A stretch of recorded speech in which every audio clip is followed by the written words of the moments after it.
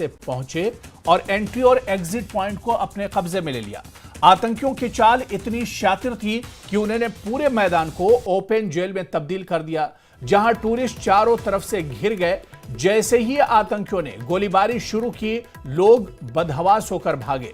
लेकिन आतंकियों की प्लानिंग पहले से थी। वे जानते थे कि लोग किन रास्तों से निकलने की कोशिश करेंगे। उन्होंने उन्हीं पॉइंट्स पर तैनात होकर कई लोगों को गोलियों से भून डाला। जांच टीम को घटनास्थल से 40 से ज्यादा कारतूस मिले हैं, जो हमले की तीव्रता और तैयारी की गवाही देते हैं। आतंकियों की एक कार्रवाई सुनियोजित और बेरहमी से भरी थी, जिसे घाटी में दहशत फैल गई।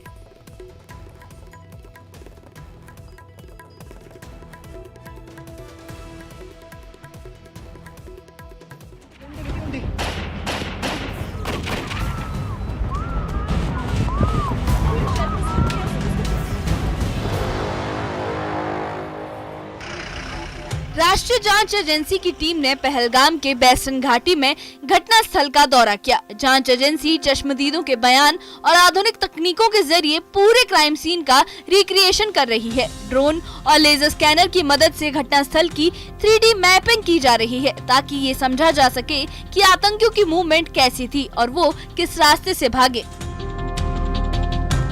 22 अप्रैल को पहलगाम टेरर अटैक, बाइसरन वैली की हम बात कर रहे हैं। ये बाइसरन वैली यहाँ से 6 किलोमीटर की दूरी पर वाक़ा ये पहाड़ी रेंज, और ऐसे में जो सेना है वो कहीं न कहीं उनका मनोबल ऊंचा, और ऐसे में सेना गश्त करती हुई नजर आ रही है। इस पूरी पहाड़ी रेंज को जो है सिक्योरिटी फोर्सेस ने अपनी तहवील में लिया है। आप ये देख सकते हैं सीआरपीएफ जो है वो कमर बस्ता, और बिल्कुल इस पूरे इलाके को जो है अभी अपनी तहवील में लिया है सिक्योरिटी फोर्सेस ने। और यहां से 6 किलोमीटर की दूरी पर बैसरन वाक़ा है। और अगर हम बात करें एनआईए की, तो एनआईए ने अपनी जांच जो है वो शुरू कर दी है कुछ दिन पहले ही, और हम आपको बताया कि इस वक्त एनआईए की टीम जो है बाइसरन वैली पहुंची है और पूछताछ अभी जारी है, इन्वेस्टिगेशन जो है वो जारी है। और ऐसे में कुछ दिनों से हमने देखा कि कुछ लोगों को जो है पूछताछ के लिए बुलाया गया है, और ऐसे में यहां से अगर हम बात करें, यहां से आगे जाने की अनुमति नहीं है। यहां जो अभी जांच पड़ताल चल रही है नेशनल इन्वेस्टिगेटिंग एजेंसी की तरफ से, वो अभी भी जारी है। और अभी कुछ देर पहले जो खबरों में आया है और सुनने में आया है, जराये के मुताबिक जो है एनआईए की टीम जो है वो बाइसरन वैली पहुंची है और अगेन जो है वहां पे जो तहकीकात है वो कर रही है। घटनास्थल की डिजिटल मैपिंग के जरिए एक वर्चुअल मॉडल तैयार किया जा रहा है, जो जांच में अहम भूमिका निभाएगा। एनआईए को एक स्थानीय फोटोग्राफर द्वारा हमले का वीडियो भी मिला है, जिसे उसने एक पेड़ पर चढ़कर रिकॉर्ड किया था। घटनास्थल से खाली कारतूस, हथियारों के अवशेष भी बरामद किए गए हैं, जिन्हें फोरेंसिक लैब भेजा गया है। प्रारंभिक जांच में AK-47 और M4 कार्बाइन जैसे आधुनिक हथियारों के इस्तेमाल की पुष्टि हुई है। जांच एजेंसी ने अब तक 100 से अधिक चश्मदीदों से पूछताछ की है। एक सेना के लेफ्टिनेंट कर्नल ने भी जांच टीम को बयान दिया है, जिसमें उन्होंने हमले की शुरुआती हलचल और आतंकियों की पोजीशन के बारे में बताया। एक अन्य चश्मदीद ने, जो हमला होते वक्त पेड़ पर छिपा था, आतंकियों की संख्या और उनकी बातचीत के बारे में अहम जानकारी दी। में जो सीआरपीएफ है, दीगर पैरामिलिट्री एजेंसीज हैं, सिक्योरिटी फोर्सेस हैं, और कहीं ना कहीं इस पूरे इलाके को जो है वो इन्होंने अपनी तहवील में लिया है। और एक बार फिर मैं दिखाने की कोशिश करूंगा कि ये जो पूरे जो दाएं और बाएं घने जंगलात हैं, कैमरामैन आपको जूम करके दिखा रहे हैं, दाएं और बाएं जो घने जंगलात हैं, और इन घने जंगलात में भी जो है अभी कहीं ना कहीं जो है ऑपरेशंस जारी है। और ऐसे में सिक्योरिटी फोर्सेस का मनोबल जो है काफी ऊंचा है, और सिक्योरिटी फोर्सेस इस तरह के चैलेंजेस को जो है वो एक्सेप्ट करती आ रही है। और यकीनी तौर पे हम ये कह रहे हैं कि जो सिक्योरिटी फोर्सेस हैं, जो बाइसरन टेरर अटैक में मुलव्वस लोग हैं, उन टेररिस्ट्स को कहीं ना कहीं जो है जल्द से जल्द सिक्योरिटी फोर्सेस न्यूट्रलाइज करने की ताक में है। जांच में सामने आया है कि आतंकी कोकरनाग के घने जंगलों से पैदल आए थे। हमले के बाद वो घटनास्थल से एक एंड्रॉइड फोन छीन कर ले गए, जिसे ट्रैक करने की कोशिश जारी है। सुरक्षा एजेंसियों को आशंका है कि आतंकी पीर पंजाल रेंज के ऊपरी इलाकों में भागे हैं। फिलहाल सेना, सीआरपीएफ और जम्मू कश्मीर पुलिस ने संयुक्त सर्च ऑपरेशन शुरू कर दिए हैं।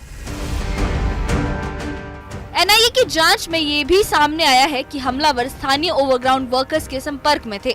कम से कम 10 ओवरग्राउंड वर्कर्स की भूमिका सामने आई है जो आतंकियों के रियल टाइम संपर्क में थे। अब तक 2500 से अधिक लोगों से पूछताछ की गई है और 250 से अधिक संदिग्धों को हिरासत में लिया गया है। घटना स्थल के 5 किलोमीटर के दायरे में रहने वाले सभी स्थानियों की सूची बनाई गई है। जांच के अनुसार ये हमला 22 अप्रैल की दोपहर करीब 2 बजे शुरू हुआ। आतंकियों ने सबसे पहले पर्यटकों को बंधक बनाया और उनसे जबरन कलमा पढ़वाया। इसके बाद उन्होंने सिर और सीने पर गोलियां मारी। हमला बेहद योजनाबद्ध था जिसमें 70 से अधिक राउंड फायरिंग की गई। हमलावरों ने अपने बॉडी कैमरों से पूरा हमला रिकॉर्ड किया। इस हमले की जिम्मेदारी आतंकी संगठन टीआरएफ ने ली है। एनआईए ने जिन आतंकियों की पहचान की है उनमें 3 पाकिस्तानी और 1 स्थानीय आतंकी शामिल है। इनके नाम है हाशिम मूसा, अली भाई उर्फ तलहा और आदिल हुसैन ठोकर। चौथे आतंकी की तलाश जारी है। इन चारों आतंकियों पर 20 लाख रुपए का इनाम घोषित किया गया है। जानकारी के अनुसार आदिल हुसैन 2018 में पाकिस्तान गया था और लौटकर स्थानीय टूर गाइड बन गया था जिसने आतंकियों को इलाके की जानकारी दी। जांच एजेंसी को संदेह है कि इस हमले की योजना मुंबई के 26/11 जैसे हमले की तर्ज पर बनाई गई थी। सूत्रों के अनुसार इसे अमेरिका से आतंकवादी तहव्वुर राणा की भारत को प्रत्यर्पित किए जाने की प्रक्रिया से भी जोड़कर देखा जा रहा है। इसके अलावा सुरक्षा एजेंसियां मान रही हैं कि ये हमला किसी पुराने ऑपरेशन का बदला लेने के मकसद से भी किया जा सकता है। हमले का एक और मकसद कश्मीर के पर्यटन को नुकसान पहुंचाना भी हो सकता है। हमले के बाद केंद्र सरकार ने एनआईए को जांच सौंपी है। गृह सचिव की अगुवाई में एक उच्च स्तरीय बैठक की गई जिसमें सुरक्षा उपायों की समीक्षा की गई। पहलगाम और आसपास के इलाकों में सुरक्षा बढ़ा दी गई है। ड्रोन से निगरानी की जा रही है और कई स्थानों पर रात के समय तलाशी अभियान चलाए जा रहे हैं। सरकार ने साफ कर दिया है कि दोषियों को किसी भी हाल में बख्शा नहीं जाएगा।